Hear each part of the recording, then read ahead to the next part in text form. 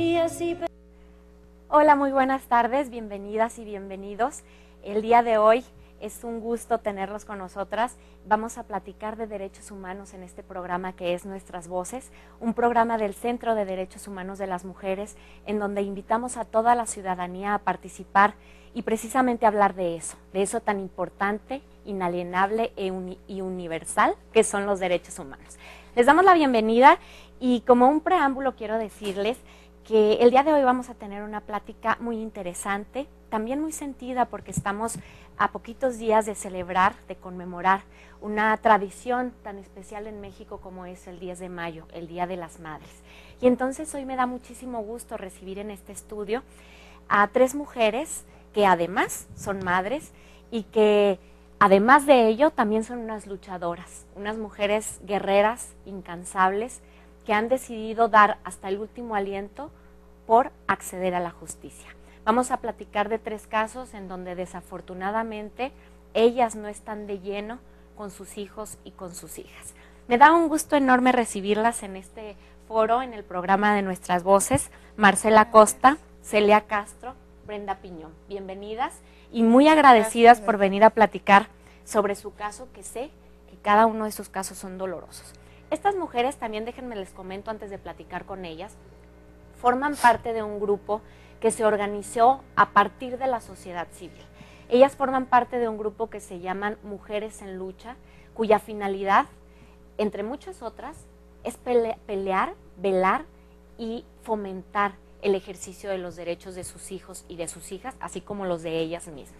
Y en ese sentido, luego de que desafortunadamente en sus casos ha habido alguna serie de cuestiones muy lamentables que les hace hoy día no estar acompañadas de su familia, pues entonces se unen, se apoyan, se han empoderado como parte de la sociedad y están exigiendo la justicia y el ejercicio de los derechos. Y entonces en ese sentido quiero platicar con cada una de ustedes. Si te parece, Marcela, empezamos contigo. Quiero que nos platiquen cada una de ustedes un poquito. ¿Cuál es tu caso? ¿De qué se trata tu caso? Pues yo tengo un poquito más de un año y medio luchando por mi hijo. A mi hijo me lo quitan. Un día ya no puedo regresar por él. Lo recogió el papá de mi hijo en su escuela y yo ya no pude regresar con él. A mí me lo quitaron, me pusieron una denuncia por maltrato, disque maltrato infantil, y le otorgaron a juez la guardia y custodia de mi hijo, siendo que el papá de mi hijo tiene 4 o 5 denuncias en su contra por violencia familiar. Entonces, pues prácticamente ese es mi caso. Yo veo a mi hijo en visitas supervisadas. Actualmente lo veo 3 veces a la semana. ¿Cuántos años tiene tu hijo? Mi hijo ahorita acaba de cumplir en abril 7 años. Cuando a mí me lo quitan tiene 5 años. El papá de mi hijo nunca se hizo cargo de él. De hecho, mi hijo tiene el apellido hasta después de los 2 años porque me dijeron que le iban a dar manutención, cosa que nunca sucedió. Yo siempre me hice cargo por completo junto con mis papás de mi hijo. Estas visitas supervisadas de las que nos hablas, ¿dónde se realizan? En las instalaciones del DIF estatal. Bien, gracias Marcela. Celia, platícanos un poquito de tu caso.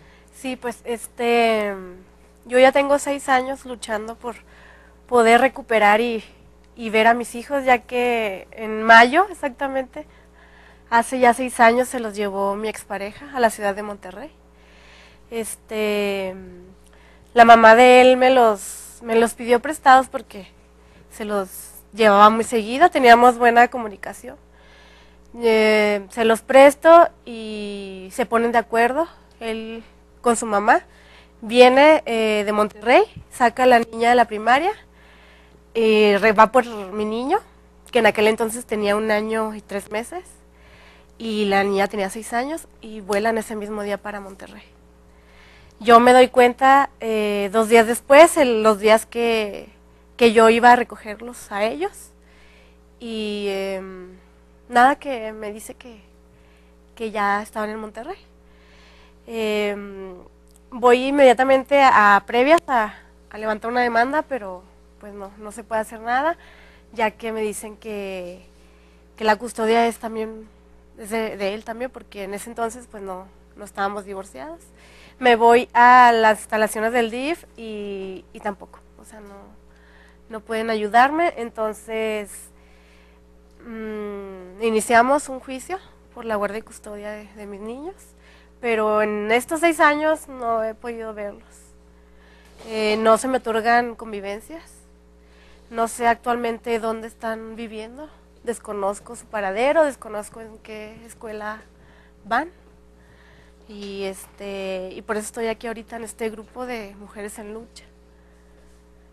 Entonces entiendo que llevaste a tus hijos, aprovecharon esta buena relación que había, ellos se quedaban a dormir con su abuela, o había quizás una convivencia de fines de semana esporádica, y ves así como se aprovecha, se llevan a los niños a Monterrey sin ninguna orden. No, sin ninguna orden. Él, incluso la niña estaba en clases, porque estaba en primero de primaria, estaba en clases y él llega y hasta la maestra sorprendida se queda, pues, ¿qué está pasando? No sé, porque de repente viene el papá que nunca en la vida va por ella, ni la recoge, ni se hace cargo de ella. Llega por ella y la saca de la escuela y se la lleva. Yo en la semana acudí a la primaria y la maestra no sabía qué estaba pasando, la niña no se estaba presentando a clases y fue cuando le expliqué. ¿Sabe qué? El señor Javier Núñez se llevó a mis hijos sin mi consentimiento a la ciudad de Monterrey. Y entonces hoy día tu hijo tiene 7 años, tu hija tiene 13 años. Va a estar por cumplir 13 años en noviembre. Sí. Pero mi niño, pues no, mi niño no sabe que existo. No sé si le hablan de mí o qué, pero desconozco la verdad. ¿Qué información tenga desde mí él? Es una situación muy lamentable porque los derechos de los niños y las niñas inclusive pudieran verse desde la óptica de ser superiores a los de las personas adultas. Y entonces en un caso como el que tú nos comentas, se le ha negado, no solamente se ha violentado tu derecho dentro de un juicio, sino que se ha violentado durante más de 6 años el derecho de una niña y de un niño a tener a una madre, a convivir con ella, a saber lo que hay atrás de su familia materna. Es muy lamentable y es muy triste la situación que nos has platicado el día de hoy. Te lo agradezco mucho. Brenda, vamos ahora contigo. Platícanos un poquito sobre tu caso. ¿De qué se trata? Bueno, yo pues me divorcié hace aproximadamente 4 años. Hace que es casi un año, ahora en julio, me quitaron a mis hijos. De pronto un día va él por los niños a la escuela. Va y los saca de la escuela y mis hijos ya no vuelven. Fue un 3 de julio precisamente, un día antes del cumpleaños de mi niña. Mi niña iba a cumplir 6 años ese día. Cuando me los quitan, yo pongo una denuncia por retención de menores, la cual no procedió. Por ciertos asuntos legales no procede. A los niños se los quitan a él y los entregan al DIF. Mis hijos pasaron 10 días en el DIF. Después de esos 10 días en el DIF le dan la custodia a él, sin antes haberme escuchado, sin antes haber hablado conmigo y haber visto mi versión de las cosas. Yo pedí visitas supervisadas en ese entonces, no me las aceptaron, que primero les tenían que hacer un estudio psicológico a los niños para ver cómo es que estaban los niños, si podían tener interacción conmigo. Y yo dejé de ver a mis hijos el 3 de julio, fue el último día que yo los vi, y los volví a ver el 6 de enero. Duré 6 meses sin ver a mis hijos. Ahorita en este momento los estoy viendo en visitas supervisadas 3 veces por semana. ¿En dónde? En las instalaciones del DIF. Bien. Veo aquí en sus casos que hay ciertas similitudes, o sea, si bien son dolores y situaciones distintas, advierto que también hay cuestiones similares. Por ejemplo, Marcela, me llama mucho la atención que tú has mencionado, igual que Brenda, que están sujetas a un régimen de visitas supervisadas. Hace una semana en este programa estuvimos platicando con personas que son parte del Supremo Tribunal de Justicia del Estado y también del DIF, precisamente donde se llevan a cabo estas visitas supervisadas. Y en ese sentido nos platicaban cómo es que utópicamente deberían de realizarse estas visitas.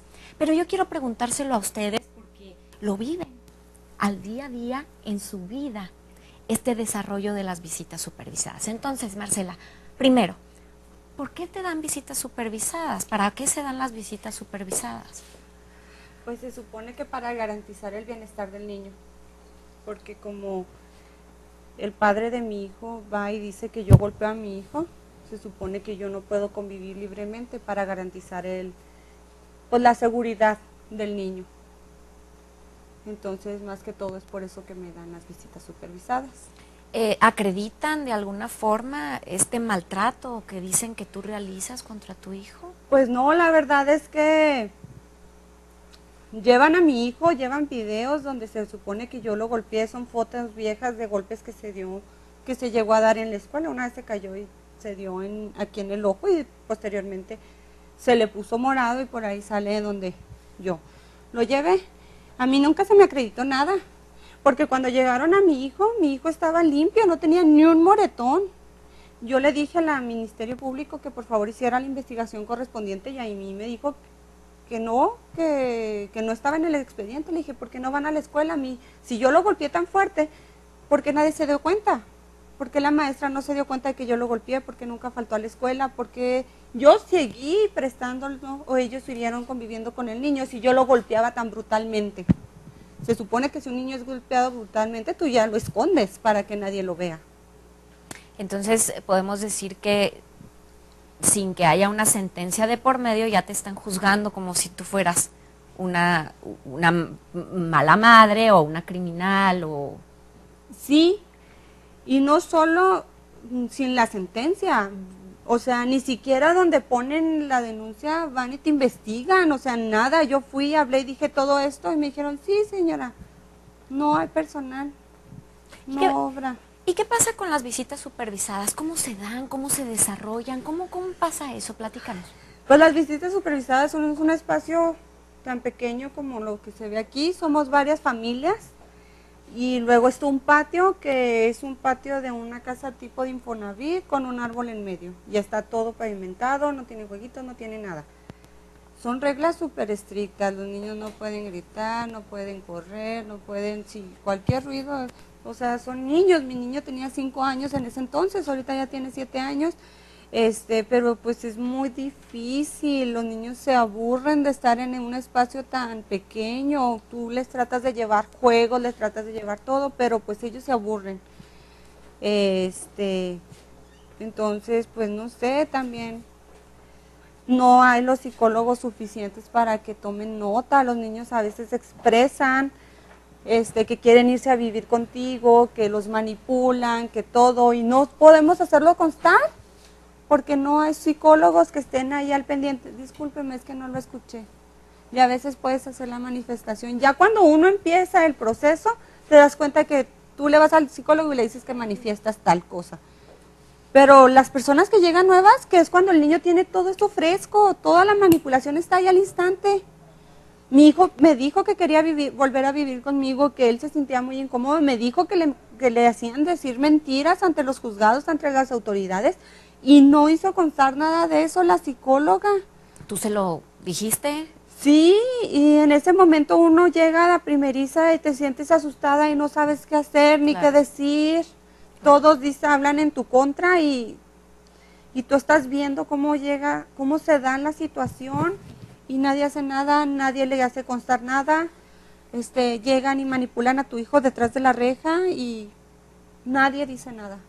Claro, esta es una situación gravísima porque consideramos que esas personas que supervisan esta medida de protección pues se vuelven precisamente los ojos, los oídos, la presencia de un juez o de una jueza que ha ordenado esas visitas supervisadas. Y esto que nos comenta Marcela es muy delicado porque entonces habría una apreciación falsa de lo que está pasando en esas visitas y pues iría en contra inclusive del interés superior de sus hijos y de sus hijas. ¿Cómo es en tu caso? ¿Cómo se desarrollan estas visitas? ¿Qué pasa con esta documentación que debe existir sobre cómo deben de darse las visitas? ¿Existe? ¿Te pasa lo mismo que a Marcela? ¿Cómo es? Bueno, pues en mi caso yo tengo 3 niños. Estoy yendo a las visitas supervisadas con mis 3 niños, uno tiene 5, la niña tiene 6, el niño tiene 10. Lo cual en el espacio que es extremadamente limitado, pues es muy cansado para ellos, porque no hay donde correr, no hay donde jugar, efectivamente no hay jueguitos, no hay nada con lo que ellos se puedan entretener. Se sientan en los sillones y hay que decirles, baja los pies de los sillones, no te puedes parar en la silla, no puedes hacer esto, no puedes hacer lo otro, no puedes hacer aquello, no puedes correr, no puedes brincar, no puedes gritar mucho. Entonces, pues sí son cuestiones muy difíciles, sobre todo porque pues son niños, quieren correr, quieren brincar, quieren jugar, quieren hacer vagancias, es normal. En mi caso a mí me los quitaron también alegando supuesta violencia, con fotos de golpes de donde los niños se habían caído por estar jugando, como niños que son. Incluso tienen en mi contra unas fotos donde mi niño el mayor se descalabró, no porque yo lo hubiera golpeado, porque yo lo hubiera descuidado, sino porque el niño andaba jugando, se cayó y se golpeó. Yo lo llevé al seguro y le dieron puntadas y todo, y en el seguro no me dijeron absolutamente nada. Cuando un niño está siendo violentado, los doctores se dan cuenta. Lo mismo que mi hija dijo que yo la agarré del cabello, la levanté y la aventé contra la pared. Es cosa completamente ilógica, que ella que se desmayó y despertó hasta que estaba en el doctor. Pues si algo así pasa, los niños se dan cuenta, los doctores, es ilógico. Me llama la atención también ver en sus casos en particular que ustedes, según entiendo, también fueron denunciadas por el padre de sus hijos por una posible violencia familiar.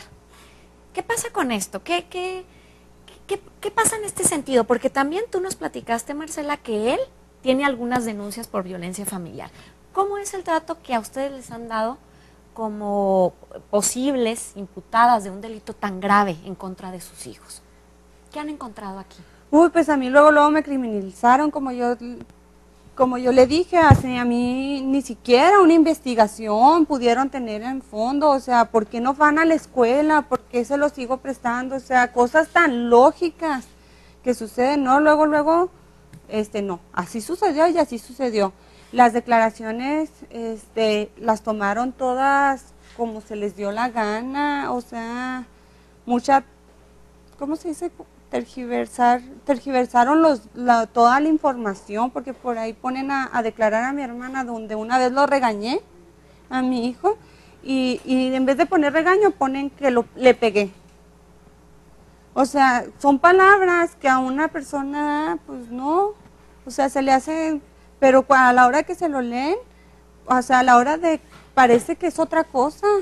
Claro. Entonces utilizan muchas estrategias para hacernos ver culpables y luego nosotros carecemos de defensa. En mi caso, el abuelo de mi hijo es magistrado del Poder Judicial de la Federación, el licenciado Manuel Vigliante Pérez. Entonces, no, mi caso luego, o sea, ni una investigación, ni una nada a las escuelas, o sea, con demás familias, pues hay muchos elementos que se pueden utilizar, ¿no? Llevaron a declarar a mi hijo tenía 5 años, le compraron una hamburguesa, me dijo mi hijo, lo llevaron a Burger King para ir a declarar eso, y luego mi hijo me dice, es que mamá, me llevaron a decir muchas cosas que no son ciertas.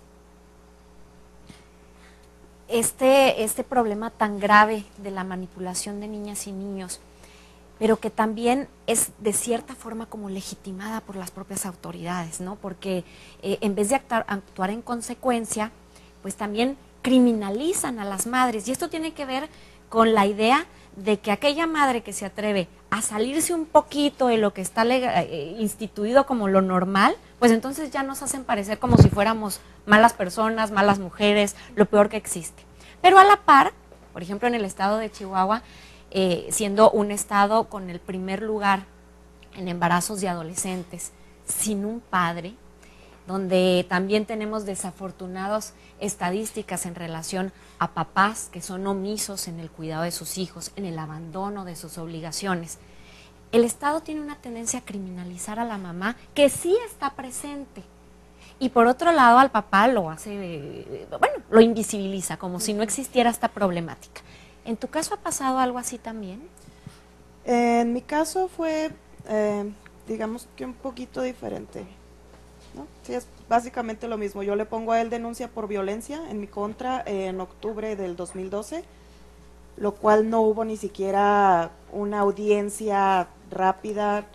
Los estudios psicológicos que me realizaron a mí tardaron 1 año y fracción en darme los resultados. A él, su primera audiencia por violencia en mi contra la tiene casi 2 años después de que yo puse la denuncia. Luego a él me pone a mí la denuncia el mismo día 3 de julio que se lleva a mis hijos, y yo para agosto ya me están yendo a firmar declaraciones. Para, si mal no estoy, para noviembre ya estaba por tener la primera audiencia de vinculación o de formulación, no estoy segura. Cosa que digo yo, ¿cómo puede ser cierto que en mi caso toma casi 2 años para que alguien lleve las investigaciones pertinentes para decir que sí ejerció violencia él en mi contra? Y la denuncia que me pone él a mí le toma 4 o 5 meses, Claro. para que ya a mí me vean como una criminal, como una madre que golpea, que golpea a sus hijos, que es, incluso me dijeron drogadicta, me dijeron alcohólica, cosas que no son ciertas. Me hicieron antidoping y salió completamente negativo. Entonces, sí se me vio como una delincuente, lo cual realmente no lo soy. Podemos entender que todos estos mecanismos es una forma también de controlarlas, violentarlas por parte de los papás de sus hijos e hijas. Algo que posiblemente pudiera evitarse si las autoridades tomaran la función con responsabilidad y en consecuencia muchas de las situaciones de las que tienen conocimiento. Por ejemplo, en tu caso, desde hace 2 años sabían que algo andaba mal y nadie hizo nada, ¿no? En tu caso, tengo entendido, hace un momento nos dijiste que él también tiene una serie de denuncias Sí, tiene, por violencia familiar. sí, tiene 4 denuncias por violencia familiar en su contra, en cada uno de los años, a todas, sin excepción en ninguna de sus exparejas, a todas las ha golpeado. Que son pocas las que las denuncian, sí es cierto. Pero él tiene la guardia y custodia y todavía tiene 2 que se le acaban de... Ya después de que le dieron la guardia y custodia, tenía 3 y le acaban de poner ahora 2 más y todavía sigue teniendo la guardia y custodia a él. O sea, le acaban de poner una en este año, que vamos a 5 meses. Entonces algo está fallando en cuanto a la valoración de la realidad en los casos. Celia, te quise dejar un poquito atrás, pero no por ser menos importante tu asunto, sino porque algunas cuestiones eran similares entre Brenda y Marcela. Pero quiero también resaltar algo en ti. Al inicio tú nos dijiste, fui a lo que era previas, hoy día Fiscalía, fui al DIF, les dije que me ayudaran. Este padre se llevó a su hija y a su hijo sin una orden judicial, se la llevó nada más Porque quiso. porque lo quiso hacer, siendo que tú eres la madre, siendo que tú tenías una guardia y custodia de forma tácita porque vivían contigo. Sí. Y entonces nos has dicho, nadie me escucha, nadie me ayuda. ¿Qué pasa con tu caso? ¿Qué pasa? ¿Por qué hace 6 años no logras ver a tus hijos? ¿Cuáles son los problemas? Aparte de omitir cumplir con sus obligaciones estatales, ¿qué hay dentro de tu asunto que no te permite ver a tus hijos? Híjole, pues yo creo que varias, ¿qué será? Arbitrariedades de parte de la juez, de ahí de los juzgados, porque dicen que ven primero el interés superior del menor, pero yo en este caso no estoy viendo nada de interés superior hacia mis hijos, que es lo importante. O sea, es un caso que desde el principio debió haberse concretado y llegado a un veredicto, y aún así no han podido ni declarar guardia y custodia temporal, o sea, ni siquiera. Ahora, este señor Javier Núñez está en rebeldía. Lo han llamado a confesión aquí a los juzgados, audiencias a confesionales, y no viene a ninguna viene. De hecho, se le han descubierto que en sus escritos tiene firmas falsas, donde él no las ha hecho. Yo conozco perfectamente su firma. Y aún así no lo sancionan, no le dan castigo. No sé qué pasa. Sí. ¿Y qué pasa? Sí. ¿Por qué no se te resuelve? ¿O sí puedes convivir? ¿O cuáles son las circunstancias? Me dieron unas convivencias. Yo digo que la juez se quiso lavar las manos en ese caso, porque me tocó a mí ir cada 2 meses a la ciudad de Monterrey, convivir un fin de semana con mis hijos. La juez, sabiendo que yo carezco de medios para poder ir, trasladarme, hospedarme allá, y él que sí cuenta con los recursos para poder venir, como él me lo echó en cara. Tú eres una pobre estúpida, porque así me lo dijo, que ni estudios tienes y no tienes ni cómo mantener a mis hijos. O sea, estás loca, o sea, no te los voy a dejar. Y eres una egoísta por no querer que ellos tengan todo lo que yo les ofrezco. Y está mal. Entiendo entonces que la juez no tomó en consideración una situación de desigualdad. No. Y los pone en una misma condición para que tú vayas. Para que yo vaya, siendo que él se los llevó fuera aquí, de donde estaban viviendo, con su mamá, con su familia. Los sacó de aquí, de su ambiente, de escuela, de familia, se los llevó. Y aún así, yo soy la que tengo que ir cada 2 meses, porque de hecho son convivencias, son fatales. O sea, el niño no me conoce. ¿Cómo quiere que cada 2 meses esté yendo? Pues, o sea, no son convivencias de calidad. Yo no sé qué pretende la juez con estas convivencias. Pero yo sé además que tú fuiste. Algunas personas pudieran pensar, bueno, si fuera mi caso, yo ya me hubiera ido, ya estaría allá. Yo sé que tú fuiste. Sí, yo he ido en varias ocasiones. ¿Y qué pasó? A la ciudad de Monterrey. He ido varias ocasiones, me entregaron a la guardia y custodia, me dirigí a la ciudad de Monterrey a hacer válido el exhorto y no llevaba ninguna dirección el exhorto. No sabía yo dónde estaban viviendo mis hijos, no tenían ninguna dirección. Se lo presenté a la juez de allá y no lo hizo válido, porque era un asunto muy delicado y que tenía yo que tener una dirección donde ir por ellos. Me recomendó devolverme a la ciudad de Chihuahua, investigar dónde vivían mis hijos y llevarle una dirección en concreto. Ok, lo que hice fue buscarlos calle por calle de varios municipios de la ciudad de Monterrey. Calle por calle, casa por casa, y los encontré. Gracias a la ayuda, ¿verdad?, de unos familiares míos que me pudieron ayudar. Recuerdo muy bien que pasamos por la calle y estaban los arreglos de Navidad que tenía yo en mi casa anteriormente. Las cortinas de la cocina que tenía yo. Y dije, aquí están, y algo me lo decía. Aquí están mis hijos. Los busqué y no los encontré. Me devolví a la ciudad de Chihuahua, traje dirección, volví a ir para allá, para la ciudad de Monterrey, y cuando llego hablo con Javier y le digo, ¿sabes qué? Estoy de visita aquí en la ciudad de Monterrey, déjame ver a mis hijos, por favor. No quería, le digo, te lo ruego, Javier, déjame verlos, por favor, no voy a intentar llevármelos. No voy a hacer lo mismo que tú me hiciste a mí porque les voy a ocasionar un daño a ellos. Me dijo, ok, si llegas a hacer cualquier estupidez, no los vuelves a ver. Ok, perfecto. Colgamos, pasan 10 minutos y me habla mi licenciado, ¿sabe qué, Celia? Revocaron la sentencia. De la guardia y custodia que tenías. Sí, se ampararon y la revocaron. De igual forma, al día siguiente me fui otra vez a los juzgados y ahí estaba él con la juez, burlándose y riéndose en mi cara, porque me habían revocado la sentencia. No podía hacer nada en esa ocasión. Igual le insistí volver a verlos. No quiso. Incluso me amenazó diciéndome que si me acercaba que pues a mí me iba a ir mal. Me regresé a la ciudad de Chihuahua. El juicio empezó otra vez de nuevo. Se me hicieron estudios psicológicos, socioeconómicos. Llevan 2 veces que se me practican. Y no hay nada, ni un papel, ni nada que diga que yo no estoy apta para cuidar de mis hijos. Pero no sé qué pasa.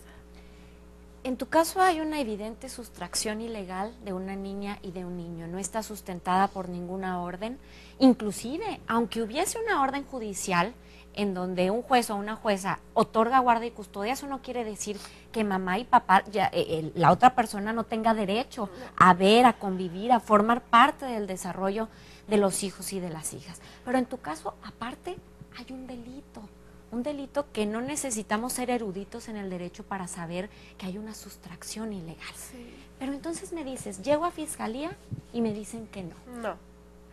No, él tiene todo el derecho como el padre de los niños a llevárselo, a sacarlo de Chihuahua y a llevárselos a cualquier estado de la República, mientras no salgan al extranjero, que él está en todo su derecho, porque tenemos la guardia y custodia compartida.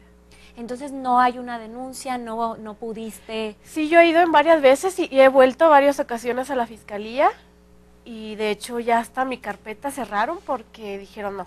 Es que mientras no nos traigas un papel donde diga que tú tienes la guardia y custodia, no podemos hacer nada en contra del señor.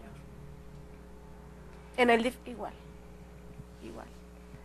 Yo sé que mi hija quiere verme, porque nos hemos estado comunicando por cuentas, por internet, y ella expresa que me ama, que me quiere, que no me olvida, que yo soy su mamá. Que a mi hijo le habla de mí, que le dice, ¿tienes mamá, Javier? Y que expresa el querer verme. ¿Esta comunicación la conoce el papá de tus hijos? La verdad lo hacíamos escondidas, Lo hacíamos escondidas, pero en 2 ocasiones la descubrió, la castigó, le quitó internet, le quitó celular. Y no permitió que tuviera comunicación conmigo. O sea, es una injusticia total, no sé, este hombre que se cree. Entonces ya no tienes ni siquiera ese motivo. No, ya no. Lo último que supe de mis hijos fue que, perdón, se cambiaron de casa, de municipio, que están viviendo con la pareja de Javier y con 2 hijos más que tiene ella. Y nada más, no he vuelto ya a saber nada de ellos. Yo le mando a su correo mensajes a mi niña, le escribo, pero ya no recibo contestación, ya no. Entonces supongo que de nuevo la castigo. Yo advierto en sus casos, en sus historias, en este dolor que también percibo, porque, bueno, yo también soy mamá, soy una mujer que también decidió ser mamá. Y entonces advierto en sus relatos una genuina preocupación, porque cuando las autoridades nos dicen, bueno, hay que hacerlo en base al interés superior de la infancia, y nosotros en términos ciudadanos comunes y normales entendemos que el desarrollo de nuestras hijas e hijos, el óptimo desarrollo, ese es el interés superior de la infancia. Y entonces me doy cuenta que en cada una de sus historias hay, por un lado, un discurso que es positivo porque se ha avanzado en algunas cuestiones en relación a los niños y a las niñas, pero en cuanto a la práctica y a la realidad, me doy cuenta que todavía estamos muy atrás, muy sesgados y provocando daños inmensos a los niños y a las niñas que se encuentran dentro de un juicio. Entonces yo quiero, el tiempo se nos va rapidísimo como se dan cuenta, pero yo quiero que cada una de ustedes, dentro de este grupo de mujeres en lucha en donde están, inmersas en sus propios casos, puedan platicarnos cuáles son los retos, cuáles son las propuestas que ustedes ven que pudieran hacer viable el ejercicio de los derechos de sus hijas y sus hijas. ¿Qué es lo que hay de positivo y cómo podemos contrarrestar lo negativo? Brenda. Pues en mi caso creo que hay mucho todavía donde avanzar.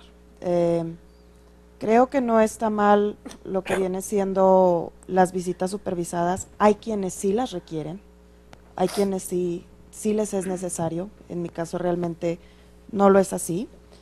Más sin embargo, sí veo que hay carencias, sobre todo en lo que se llama en las visitas supervisadas. Hay carencias de espacio, hay carencias de personal, que debe de haber más psicólogos y no practicantes, porque tienen practicantes ahí, lo cual pues no me parece correcto, puesto que todavía no saben todo lo que deben de saber. Debe de haber más psicólogos, nada más hay 2 psicólogos en sí. ¿Han estado avanzando? Sí, han estado avanzando. Nosotras nos hemos estado empoderando, nosotras hemos estado exigiendo las cosas para que ellos nos den un trato mejor, nos den un servicio mejor. Sí lo han estado haciendo, aún así todavía pues falta mucho. La verdad sí falta mucho todavía por avanzar, falta que nos den un lugar más grande, un lugar más adecuado para los niños, con jueguitos, que puedan ellos tener habilidad de correr, de brincar, de gritar y de hacer todo lo que los niños hacen. No estoy diciendo que estén mal las visitas supervisadas, hay personas que sí las requieren. Sí las requieren. Habemos algunos casos que no. Son medidas que pudieran ser muy efectivas si se toman con la seriedad que deben tomarse. Así es. Tú, Marcela, ¿tú qué retos, qué propuestas a partir de tu caso y de esta unión que has tenido con otras mujeres en similitud? ¿Qué nos puedes decir? Pues yo quiero pedirles a las autoridades que vean como violencia que utilizan a nuestros hijos como rehenes y que son secuestrados. La palabra sí es secuestro y son rehenes de sus padres. Y nosotros vamos y los denunciamos y nos dicen, eso no es violencia porque son los padres. El papá de mi hijo nunca, la palabra nunca está bien expresada, nunca se hizo cargo de mi hijo. A mí me dijo que si quería, lo abortara. Con esas palabras lo digo y eso es. Y ahora resulta que cuando yo me caso, entonces sí, me empezó a amenazar y las autoridades no ven como violencia que ejercen hacia las mujeres el que nos quiten a nuestros hijos. De acuerdo, Marcela. Celia, Sí. retos, propuestas a partir de ti misma y de lo que estás viendo en este grupo. Sí, pues yo creo que también pedir más justicia, ¿no? Están supuestamente aquí para defender los derechos de los niños. Proponer eso a los juzgados, a las autoridades, a la juez, que en mi caso particularmente lo tengo en el segundo familiar. Proponer que agilice, que movilice más este asunto y todos los asuntos que tengan que ver con relación a los niños. Creo que son cosas muy importantes de la cual pues el tiempo pasa y nunca se nos devuelve el tiempo. Entonces yo propongo más agilidad y que pongan más esfuerzo por sacar estos asuntos adelante, que no se queden así impunes. Que todo este tiempo no se les va a devolver a los hijos, que todo este tiempo que nos arrancan con ellos no vuelve. Es irreparable. Es irreparable el daño que les hace. Por querer vengarse de nosotros y más allá de los problemas que hayamos tenido como parejas, pues ellos son lo más importante. Ellos pasan a primer término. Además de lo que tú estás hablando, es sin duda un derecho para todas las personas, mujeres, hombres, niños, niñas, el acceder a la justicia de una forma pronta y expedita. Eso que tú acabas de decir es el significado de la prontitud y la exhaustividad con la que se debe actuar por parte de las autoridades. Quiero también aprovechar este momento y que terminemos esta plática el día de hoy, aprovechando que nos están viendo a través de esa cámara.